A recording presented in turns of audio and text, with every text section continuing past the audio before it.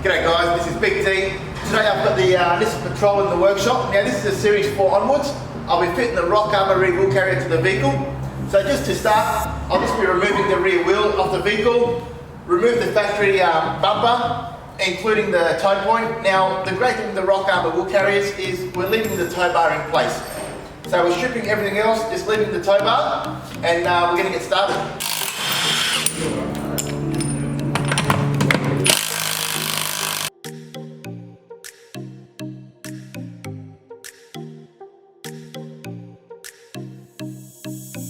Okay, so I've just stripped the rear bar there. So I'm going to go through, because it's an older vehicle, just WD-40, spraying all my mounting points. So what I'll be using on the wheel carrier, we've got 4 mounting points on the centre. I've got 2 on each side. So my bar's just going to sit on there. So I'm going to go ahead and just get them all ready. And then open up your fitting kit, unwrap your bar, and we're ready for the next step. Okay, so now I've just stripped the rear bar. So I've left the mud flaps on the vehicle. So later on, once the bar's up, I'm just going to reattach them. So I've got my bar ready, I've got all my nuts and bolts ready, got 4 in the centre, 2 on each side. So I'm just going to put the bar in place and get the bolts in.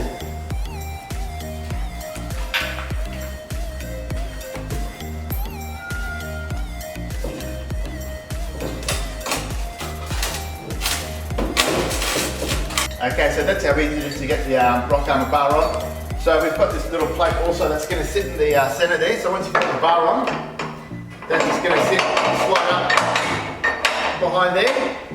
Now I've got my 4 mounting points there. I'm going to slide the bar in and then get all my mounting points on. So it's a really easy fit. So basically you just got the 4 bolts in the back there.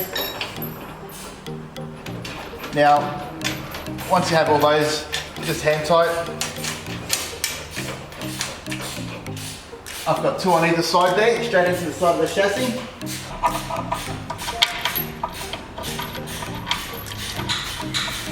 Okay, so now I've got the bar in. I've put my mounting points on either side. I've got 4 in the centre. So as you see there, I've got a really nice straight line. So I'm just going to go through now, tighten up the rear of the bar, tighten up the sides, and just make sure that I keep that gap the whole time. Once all that's in, then I'm going to put my side strengthening brackets on.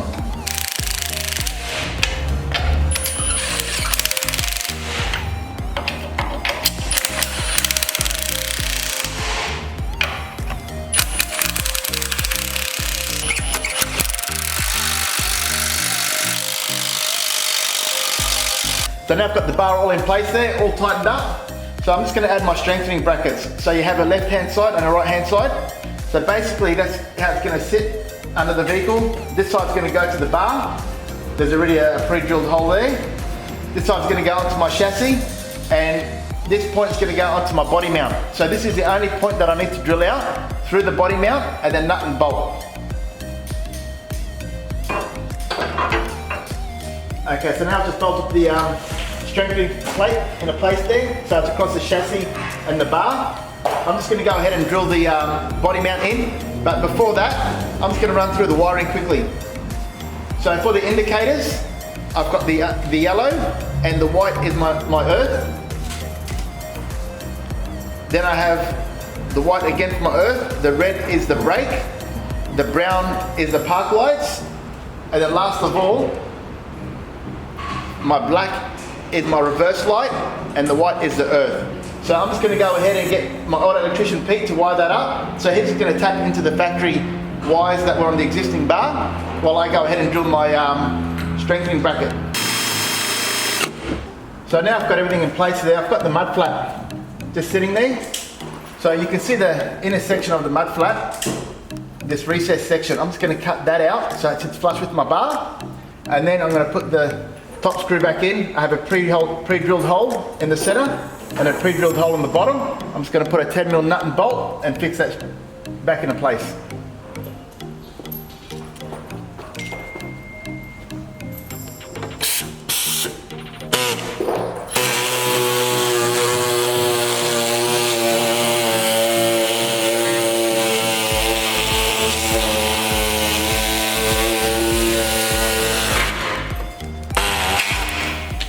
So I've just removed that little section there. As you see, the mud flap's going to sit right back into place there. So I've just unwrapped my arms here. I'm just going to grease up my bearings. That's the last part of the job. So you'll find in your kit you've got the large bearing, you have a small bearing, you've got the dust cap at the bottom, then we have our large washer and small washer. So that's what you need for one arm. So I'm just going to go ahead and grease up my bearings, then I'm going to set the bearing cone in the bottom of the arm and then assemble my arm.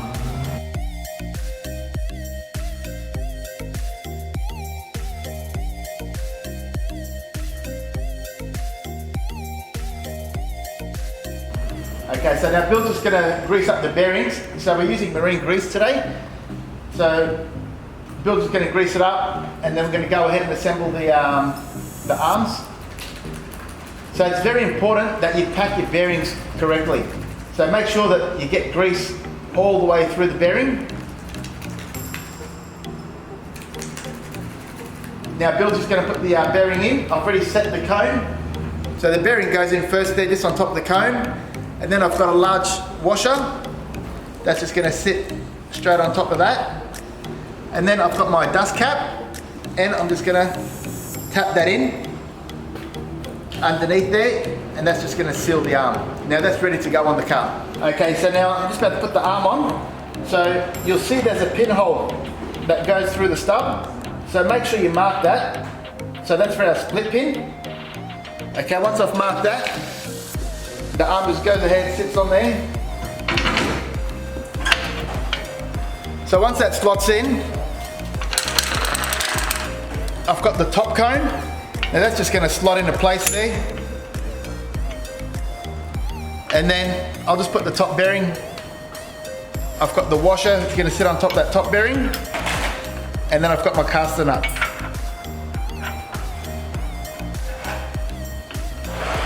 So as I do up my caster nut, I'm just going to lift the arm up and down there, and I'm going to make sure it's tight enough where it's not too tight to open and close. And just make sure I line up my split pin so I get my split pin in. Okay, so I've got my split pin in there, nuts all tight. Now you've just got the cap and just hit that into place. So I've got everything in place there. As you see, the arms opens, locks in. So I'm just going to tighten up my latch here. So I'm just going to put the arm, close it onto the latch on the vehicle, make sure it lines up there. Then with a 13mm, I'm just going to tighten it all up. So just make sure that these two rubbers are lined up with the two edges, top and bottom of the arm. So it just takes that impact. So that's how it should close and opens up, just like a car.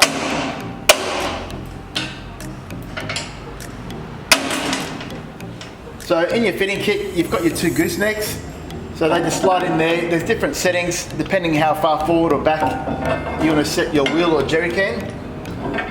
So just with the large bolts there, they just go into place.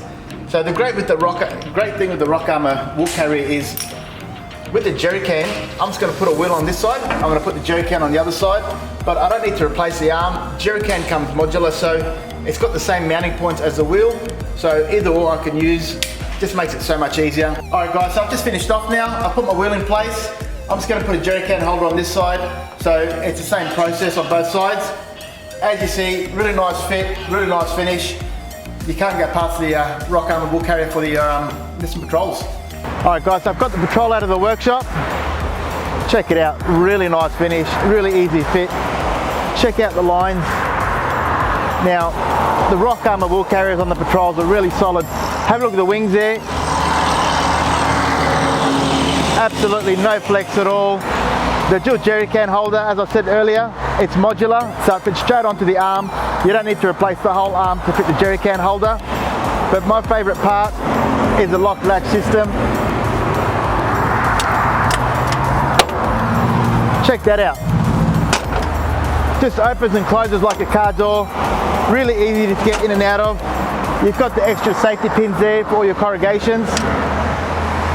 Yeah, what can I say? It's a really, really good fit. Comes with standard with your LED indicators. your park lights, your brake lights, your reverse lights. So I'm really happy with the fit, and I'm sure you guys are going to be really happy with it also.